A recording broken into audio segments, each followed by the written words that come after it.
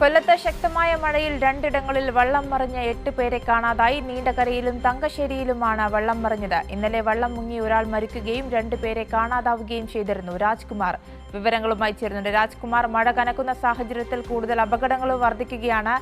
എന്താണ് കൊല്ലം ജില്ലയിൽ സംബന്ധിച്ച സാഹചര്യങ്ങൾ?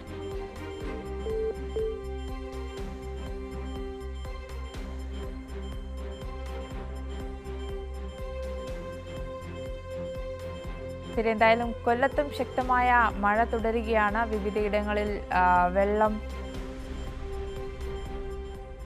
കെട്ടിക്കിടക്കുന്ന സാഹചര്യമാണ്. ഒപ്പം വള്ളം മറിഞ്ഞ് 2 പേരെ കാണാതായിട്ടുമുണ്ട്. നീണ്ടകരയിലും തങ്കശ്ശേരിയിലുമാണ് വള്ളം മറിഞ്ഞത്. 8 പേരെയാണ് രണ്ടിടങ്ങളിലായി കാണാതായത്. ഇന്നലെയും സമാനമായ രീതിയിൽ വള്ളം മുങ്ങി ഒരാൾ മരിക്കുകയും 2 പേരെ കാണാതാവുകയും ചെയ്തിരുന്നു. രാജ്കുമാർ ഒരിക്കൽ കൂടി ചേരുന്നുണ്ടെന്നാണ് മനസ്സിലാക്കുന്നത്. രാജ്കുമാർ, ഇതിപ്പോ തീരമേഖലയിലും ജില്ലയുടെ കിഴക്കൻ മലയോര മേഖലയിലും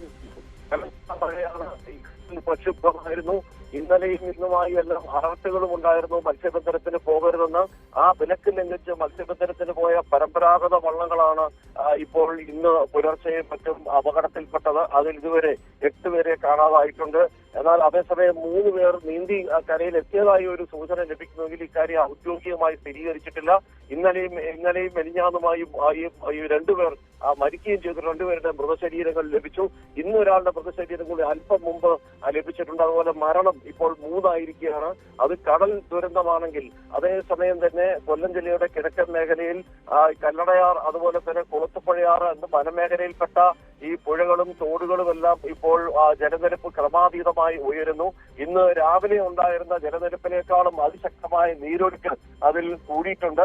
അതിനെ തുടർന്ന് ഇപ്പോൾ ഈ കൊല്ലം തിരുവനന്തപുരം ചെങ്കോട്ട അന്തർദേശീയ പാത, ആ പാതയിൽ അന്തർസംസ്ഥാന പാത ആ പാതയിൽ ഇപ്പോൾ 2-3 സ്ഥലങ്ങളിൽ ഗതാഗതം സ്തംഭിച്ചിരിക്കുന്നു. പൊതുവെ പറഞ്ഞു കഴിഞ്ഞാൽ തെന്മലയിൽ നിന്ന് കുളത്തുപുഴ വഴി തിരുവനന്തപുരത്തേക്ക് ഗതാഗതം അസാധ്യമായിരിക്കുകയാണ്. പല സ്ഥലങ്ങളിലും റോഡിലേക്ക് വെള്ളം കയറിയിട്ടുണ്ട്. ഈ കുളത്തുപുഴയാർ കരകവിഞ്ഞ് ഒഴുകുന്ന സ്ഥിതി, ഏതാണ്ട് 40ഓളം വീടുകളിൽ വെള്ളം കയറിയിട്ടുണ്ട്. അതേസമയം ക്യാമ്പ്, ഈ രക്ഷാപ്രവർത്തനം പല സ്ഥലങ്ങളിലും ആളുകളെ വീടുകളിൽ നിന്ന് ഒഴിപ്പിക്കുന്ന ഉൾപ്പെടെയുള്ള നടപടികൾ പുരോഗമിക്കുന്നു. രക്ഷാപ്രവർത്തനം ഒരു ഭാഗത്ത് നടക്കുന്നു. പക്ഷെ ഏകോപനമില്ലെന്നുള്ള ഒരു പരാതിയുണ്ട്.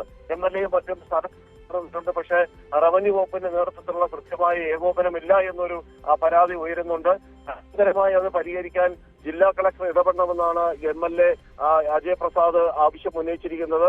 അതേസമയം തന്നെ ഈ അത്ര വലിയ മഴ ഇല്ലായിരുന്നുവെങ്കിലും ഈ കഴുതൂർ ഈ കുളത്തുപുഴ കലങ്ങിയ വെള്ളവും ജലനിരപ്പ് ഉയരുന്നത് ഒരുപക്ഷെ വനത്തിനുള്ളിൽ എവിടെയെങ്കിലും ഉരുൾപൊട്ടാനുള്ള ഒരു സാധ്യത കൂടി അവർ കാണുന്നുണ്ട്. പക്ഷേ ഈ കുട്ടികളൊന്നും അവിടെ ഇല്ലാത്തതിനാൽ ആ തരത്തിലുള്ള ഒരു ആശങ്കയില്ല. എന്തായാലും വനത്തിനകത്ത് എവിടെ ഉരുൾപൊട്ടിയതായിട്ടുള്ള ഒരു സംശയവും ഇപ്പോൾ ബലപ്പെട്ടിട്ടുണ്ട്. ആര്യ, ശരി, രാജ്കുമാറാണ് കൊല്ലത്തെ വിവരങ്ങൾ നൽകിയത്.